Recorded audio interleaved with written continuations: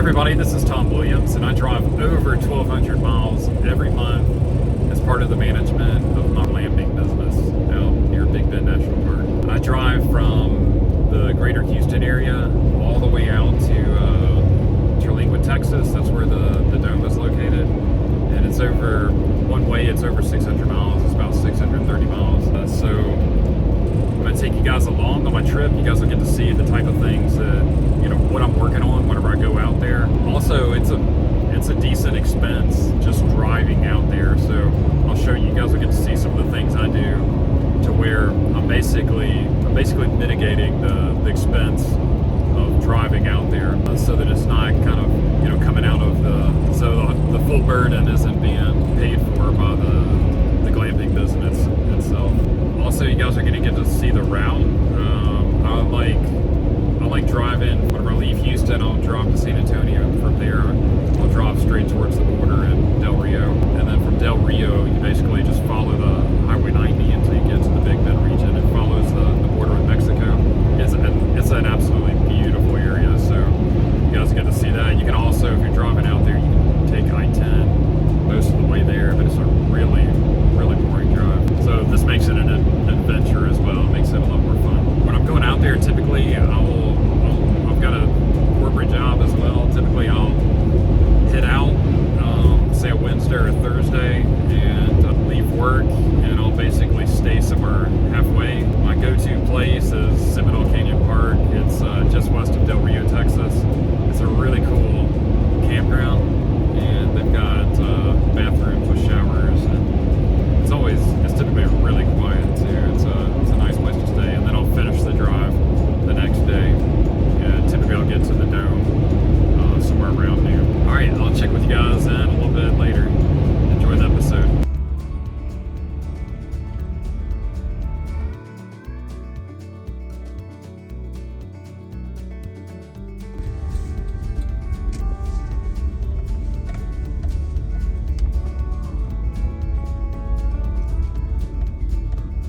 Everybody, okay, it's the next day. I'm actually in Marathon right now. I just got a cup of coffee at the French grocer.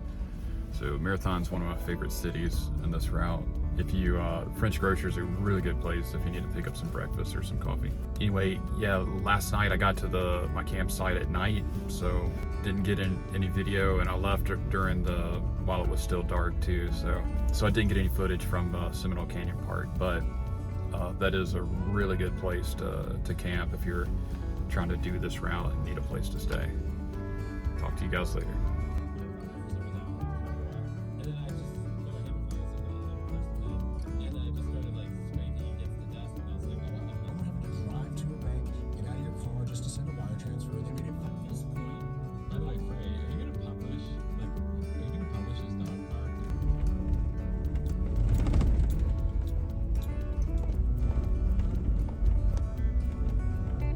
Hey guys, I just got to the dome, so I want to show you basically what I'm looking for. So first thing, whenever I get to the dome, I'm just taking a look at things that might be out of place. A lot of times, where's this up? All right guys, my stand just quit working. For some reason a bolt just fell out. I can't fix it right now. So I just take a quick look around and look at things that might be out of place and see if anything that needs just a little extra cleaning before I get my next guest. What I found out here is the guests do a really good job overall. I mean, I don't know, this has to be one of the very few places on earth where you can have an Airbnb and then have the guest responsible for doing the cleaning before they leave, and it actually works. It's not perfect every time, but for the most part, I mean, well over 90% of the time, a good job's been done. So that's really unique. I've helped a friend start up a couple Airbnbs in Houston, and that is not the case. Okay, it definitely would not work because even with cleaners, people will absolutely trash places. I mean, absolutely trash it. But out here, it's definitely a different kind of customer, a different kind of guest that's coming out here to the Big Bend, and for the most part they're very respectful, and I can't get somebody to come out here and clean, so that's kind of the way I do it this way. But luckily it's worked out here. So I'm gonna switch the camera around, and just as I walk around doing things, you'll see what I'm doing. All right guys, I'm actually really happy with the way things are looking. So I've already kind of gone into here. This is our kitchen area and our shower area. So typically I'll find things that are like camp shower bags, for example. They were in different locations. I'll just take them and put them back in one central location. Again, looking for things that guests have left. Some things it's like, you know, what do you do with it? See if anything needs to be restocked. Or some of the paper products I will, but for the most part, the guests are responsible for everything. If they need it, they bring it. Okay, so I've collected a little bit of trash right there. All right, we got a campfire area. One thing I'll find is sometimes people will leave cans and things like that inside the fire pit that I'll remove. It doesn't look like that's the case this time. All right, and then I'm just gonna grab I think I'm done with the trash bags. I'm gonna put it up over here. I'm gonna grab this towel and go check out the grill. Thing looks pretty good. All right, on site we keep 2 propane tanks, and we tell guests to bring their own, but they can always exchange one of ours that we have out here. If one's empty, they can exchange it and use that for heating, either for heating on our furnace inside, or if they want to use the grill over there. Looks like that one's empty. That one is empty too. Okay, this is our satellite for Starlink. Porta potty's way down there, so that's one thing I check on as well. The internet is powered by these solar panels right here. So I've got 2 solar panels, and one thing I'll do is just kind of dust them off, make sure that they're going to charge as well as possible. And everything gets dusty out here over time. As you can see, the bay windows, I don't know if it shows in the video, but they're pretty dusty. And I'm really happy with the setup that I've done with the solar. I've got a Blue Eddy power bank inside, and man, these solar panels will charge it right up. And it's perfect to permanently have internet out here. I'm gonna go ahead and walk around the other side just to look. It gets really windy out here at times. You might can hear it right now. Actually, a lot of times it gets windy out here and things will get blown around. I mean, guests will carry things and wind will catch it and blow it different areas. All right, this platform right here, I painted black. We just made it with a scrap pallet and some scrap wood. Just so, you know, our guests come out here because during the day they'll explore the park. So we don't have hot water. So what they do is just fill up a camp shower bag, leave it out in the sun to warm up.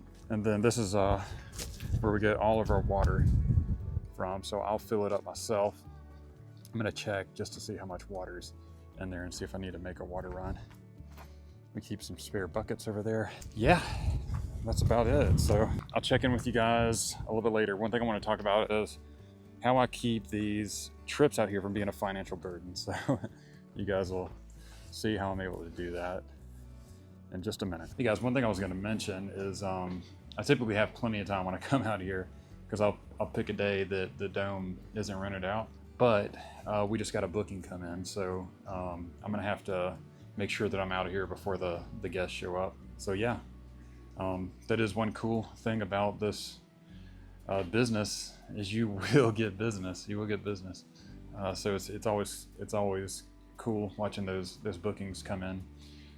And they definitely come on in. So anyway, excited to have somebody go ahead and book. So, most people book well into advance, but every now and then we'll have one that's last minute that'll come up, which is no problem at all. All right, talk to you guys later. Hey guys, you may not be able to hear me that good over the noise of the water pump, but just want to show you how we get water out of our property right now. So the area we have our dome located, it has a community well. So until we get our rain catchment up this summer, this is what we do. So we just haul an IBC tote and a trailer, fill it up, and then with I just basically haul the trailer all the way to the end of that road you see down there until I get to the dome, and then I run a hose up to our water storage tank and pump out all the water. Rainy season here is in the summer, so we'll be sure to. Our plan is to get the rain catchment system to keep it full going into next season. All right, guys, that's the end of my first day out here checking on the property.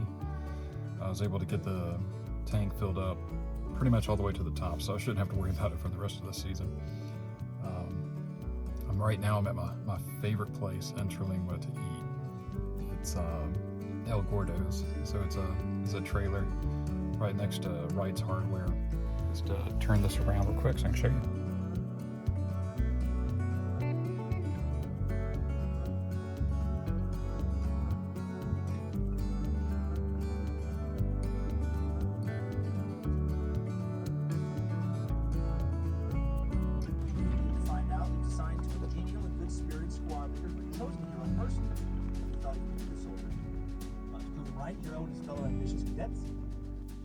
Hey guys, when we started out the video, I said that I would show you guys how I'm able to make these trips and make it affordable.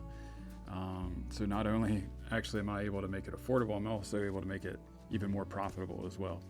So, and this is a recommendation I would give you guys if you're building your own glamping site as well, if you can do it. So this is how I do it. You see that camera?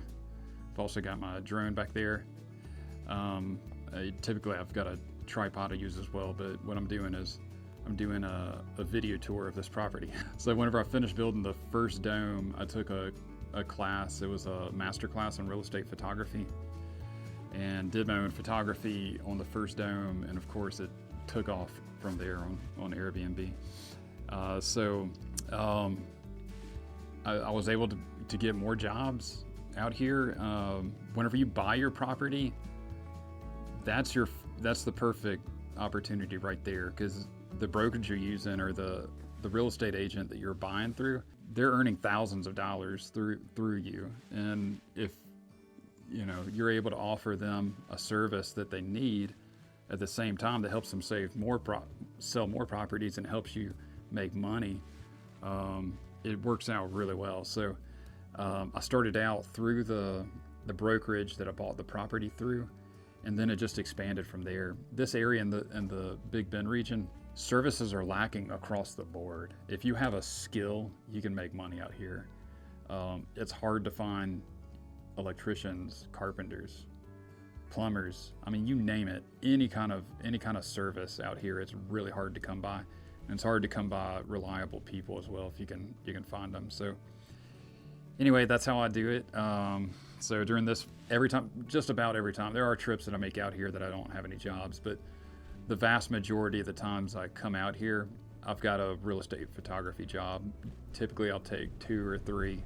So I can make anywhere from, typically a trip out here, maybe from around $500 to, sometimes even $2,000 or more I can make out here just on one trip. So that pays for all the gas, all the food, and then some. So it's a huge help, and it helps create a lot of really good relationships around here as well. So I said, let me actually show you guys the property. So this property is really cool. There's so many. One thing that's cool about doing real estate photography out here is you've got a lot of really unique properties. There's no permitting requirements, so people build some pretty cool, sometimes crazy stuff. Anyway, so I'm gonna go ahead and turn this around and show you. Okay, so this property I'm doing the video tour on today, it's a log cabin. So the owner is actually a lumberjack, retired, but when he was still working, he brought down basically a truckload full of lumber, full of logs from Colorado, from what I understand. And he built this cabin himself. And then so he built this one here, and from what I understand, there was one before this that he built as well in another area. I don't know if it was here or in some other area of the country. But yeah, so he brought all the logs out here and built it himself. So he just had it just for his own private use, and now he's ready to sell it. But one thing that's really cool is that he actually came out here and did it all himself. The only difference with me is I love doing all these. I love building myself, but I do it also as a business for glamping. It's rewarding for me. It's rewarding doing these builds, doing a build yourself, and then it's really even more rewarding once you start getting customers and you start seeing the value that you're providing in their lives. I've gotten so many comments from people that just talking about the experience they were able to have out of our build, and create memories that last a lifetime, bringing people together, families, friends. it's just a really awesome thing seeing how you can impact people's lives through glamping. Okay, I'm gonna go ahead and get to work on this property. All right, guys, that's it for my trip out to our property. I'm headed back to Houston. Just went through Alpine. I hope you guys enjoyed getting to see a little bit of what it's like for me going out to my property. The things. I hope you guys enjoy seeing what my experience is like whenever I'm going out to check on my property every month and kind of the things that I do. I hope you guys enjoyed seeing how I make a little extra money too on these trips. I was able to do 3 jobs on this trip, which is about $900. It helps, not a huge amount of money, but it basically pays for having to drop out here and then a little bit extra. So right now I am really enjoying this highway that I'm on right now. So this is the highway leaving Alpine going towards Fort Stockton. On the way here I drove Highway 90 all the way, just basically hugging the border with Mexico until I got into the Big Bend region. On the way back, I want to get back a little bit quicker to Houston, so I'm going from Alpine to Fort Stockton and getting on I-10. And I-10 takes me all the way back.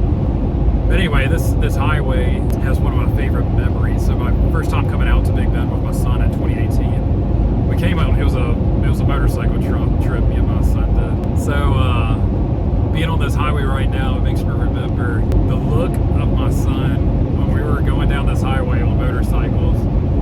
It's just in the middle of the desert, nobody around, and just opening up the throttle wide open, going so fast down the highway. It was just, looking at my son, you could tell that he was having the time of his life. I mean, if you've ever seen somebody and when they're just really enjoying something, that's what it looked like. I mean, I'll never forget the memory. I mean, you could tell that it was just, he was in heaven, pure freedom, that had to have been what was going through his head, was just a feeling of absolute and pure freedom and excitement, enjoyment. I mean, it was just, I'll never forget it. So anyway, that's it for this episode.